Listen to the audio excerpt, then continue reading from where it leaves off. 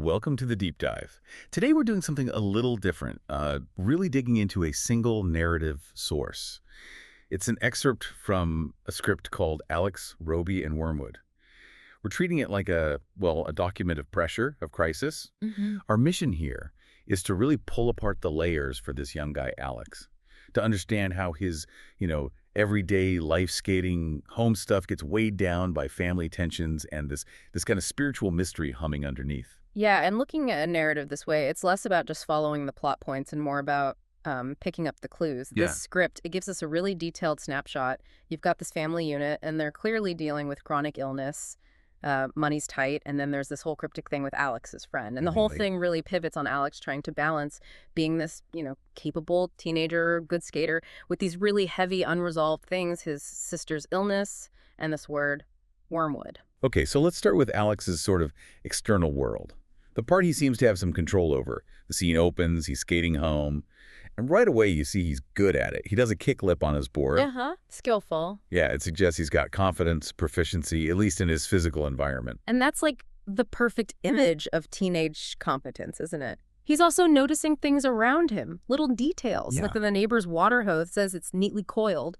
The mechanic's house is silent as he passes. So he's observant. He is observant, yeah.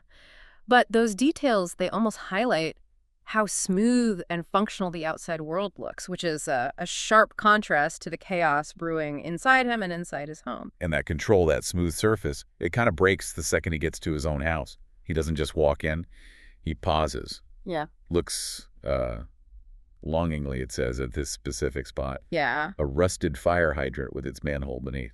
And that feels like the connection point, right, between his two worlds. That's exactly it. And this is where the big mystery really kicks in. He whispers something, almost like desperate. Roby.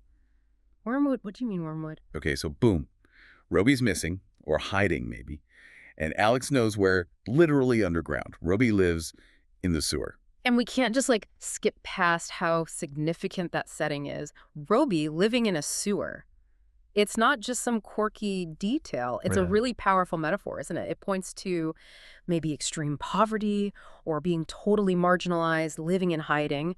It forces Alex to operate outside, the normal boundaries of his neighborhood, which seems relatively stable, even if they're struggling a bit financially. So Alex is carrying this weight. It's not just typical teenage stuff. It's real desperation linked to Roby. Absolutely. And think about the psychology there. You've got this kid who's skilled above ground skating, noticing things, but emotionally, he's tied to this darkness, this hidden struggle, literally beneath the street. That tension is palpable. Yeah, that duality creates immediate tension as he finally goes from the street into his house, into all the demands waiting there. And the second that door closes, the whole vibe shifts. It's suddenly all about the practical, sometimes chaotic demands of home life. Mom tells him straight off, wash your hands. And Alex's worry about Roby just spills out defensively, Right, he says something like, just because Roby lives in the sewer, you think I'm always dirty. which tells you Roby's situation is known. Accepted maybe, but with discomfort. And it's maybe even used sometimes in these little domestic squabbles, the mother calling Roby Ed Norton. It kind of dismisses the seriousness, right, while also keeping a boundary. Like, yes, Roby exists, but he's down there and we're up here. Meanwhile, she's making stew. And this stew gives us a huge clue about their money situation. Ah, yes, the stew. Alex tastes it, knows instantly she's mixed lamb with beef, and she confirms why. Lamb is expensive. That detail is so telling. It's about the performance of keeping things normal, maybe even middle class. They want to serve lamb, that's the ideal, but they have to blend it. It shows these careful calculations they have to make just to, make ends meet. Financial strain hidden right there in the dinner. But just before that bit of harsh reality, there's this tiny moment of tenderness. She blows on the spoon before he tastes it. A little flicker of care. Yeah. And then, boom, right back to worrying about appearances. Gossiping about the slender woman's new hairdo from Lorraine's, which she notes is very expensive. It connects their private struggles, mixing the meat with these public pressures about status. They're scrimping, but they're hyper-aware of who's spending money visibly in the neighborhood. It's not just about paying bills, it's about navigating how you look to others when money's tight. So how does Alex handle all this pressure, these expectations? He escapes into fantasy. Right. He balls up a paper towel, throws it at the bin like a basketball. And he's loud about it. Defenders on all sides. I'm better than Jordan. I'm better than Kobe. It's like total wish fulfillment. It has to be, doesn't it? In that kitchen where he can't control the money or his sister's illness or where Roby is, he just creates this moment where he's dominant, unstoppable. It's the perfect antidote to feeling powerless. But that feeling doesn't last long. The tension comes right back when his sister, Noreen, shows up. She's already upset, watching some religious program. Alex clearly hates not him again, he thinks. She seems really weighed down. Yeah, her whole demeanor is heavy. When Alex calls her for dinner, she just ignores him at first. He has to kick the couch. Yeah, just to get her attention. And she comes over in a huff, tells her mom she's only so hungry. You just see the toll the illness is taking. It comes out as this kind of general hostility, maybe emotional exhaustion. And then the illness becomes front and center. Mom reminds Alex about his errand. I need you to pick up Noreen's prescription. And the specific mention of her insulin makes it starkly clear what they're dealing with. Noreen's reaction is instant anger towards Alex. Kicks him, calls him stupid. It feels like shame, maybe, and just intense frustration at being dependent on this medicine. Her pain just forces the family into this daily, awful ritual, the injection. She pleads, doesn't she? I hate this every day. I don't feel like it. It's heartbreaking. That feeling of endlessness every day, it triggers a really strong reaction in the mother. Fear-driven, I think. How so? Well, she dishes out the stew firmly and angrily, the script says, and she snaps back, I don't feel like seeing you sick. I don't feel like spending all night and have the day in the emergency room. So her anger isn't really at Noreen. I don't think so. It's a defense mechanism. It's anger born out of absolute fear of the alternative of the hospital, the emergency room, which Alex dreads too, right? He hates seeing his mom go through that, worrying about her getting up for work. This constant physical suffering. Yeah. This seems to be the thing that ignites Alex's spiritual crisis. Exactly. He notes his sister gets shots 3 times a day. Damn, he thinks. And that observation just unleashes this internal rage at the inconsistencies he sees in the world. He starts railing in his head against all those so-called televangelists and their phony miracles. Because his sister's suffering is right here, real, undeniable. Yes, it clashes completely with these promises of easy faith, instant cures. He even quotes scripture in his head. In the last days, many false prophets will arise.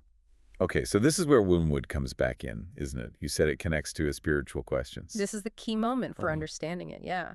Given that he immediately jumps to scripture, false prophets, wormwood isn't just some random code word Roby used. It means something specific. Almost certainly. It's a powerful biblical allusion, likely from the book of Revelation, chapter 8. There's a star named Wormwood that falls, poisons the water, makes it bitter. Bitter water. Yeah, it symbolizes divine judgment, bitterness, maybe necessary suffering, or some kind of calamity. Wow. So Alex isn't just trying to find his friend. He's trying to decode a message about bitter judgment or a spiritual catastrophe. Pretty much. That completely reframes his big emotional plea in his head. Was June right? Are they all phony? Oh, Lord, please, I need to know. He's desperate for some kind of moral truth, some certainty amidst the bitterness of Noreen's daily struggle and what he sees as religious phoniness. So the illness is the catalyst for the doubt. It's the immediate, painful evidence. And Wormwood gives him this, intellectual or spiritual framework, a hidden language to try and understand judgment, suffering, maybe even the end times. Okay, so after the injection, things calm down. On the surface, they go back to the table, eat the stew silently. Everyone's just emotionally drained from the ritual, the conflict. The tension is still there, though. You feel it when the mother brings up Roby again. Right. She offers to send Alex back with a plate of stew for him. But notice the little phrase she adds? That is, if he's there. It just keeps that mystery alive, keeps Roby's precarious situation right in front of us. And we get one last little insight into the mother's worldview here. She'll help Roby because poor man is blind. She sees a clear, acceptable need. Genuine charity for a recognized disability. But Fritz the cat? Nope. No stew for him. He's fodder than me, she says. It's harsh, isn't it? But very practical. It's her drawing a line based on perceived necessity, probably reflecting her tight budget again. There's charity, and then there's what she sees as waste or indulgence. No room for extras. So Alex takes the prescription, grabs his skateboard, and heads back out. Back to the external world. And he's still carrying it all. He whispers outside, Roby, where are you? Come home. The desperation is still there. As he skates, the world seems oblivious. Completely. The mechanic's still working, doesn't notice him.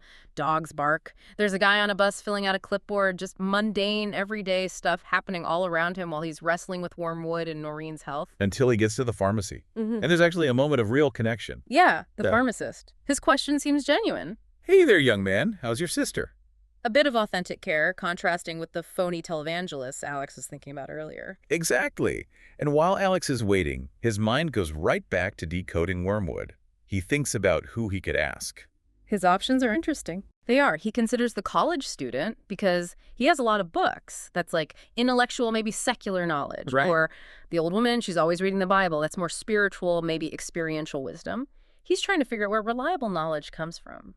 So this whole deep dive, really, it shows us this incredibly complex kid navigating so much at once. You've got his youth, his energy, the skateboarding, crashing right up against his family's medical problems, their money struggles. And he's searching for truth, isn't he? The meaning of Wormwood isn't just about finding Roby. It's about finding some kind of moral, spiritual anchor in a world that feels, to him, full of suffering and fakes. It's really those constant grinding realities, the price of land, the insulin shots, that fuel this huge, almost existential quest he's on. Yeah, he needs to know. Is all this suffering part of some divine plan, some judgment, or is it just random, meaningless cruelty? And this mystery, Roby and Wormwood, becomes his way to test that, to find something real. It's amazing how this script excerpt maps out so much love, family, money, faith, doubt, all tangled together. It really is. And we know now Wormwood points towards bitterness and divine judgment in some biblical sense. So here's something to think about. Alex wants to ask people who know the Bible about Wormwood. Do you think the answer he's ultimately seeking, the source of the bitterness he feels, will point towards the false prophets he despises? Or will it circle back to the unavoidable, universal suffering he sees every day in his sister's illness? Which kind of bitterness defines his world?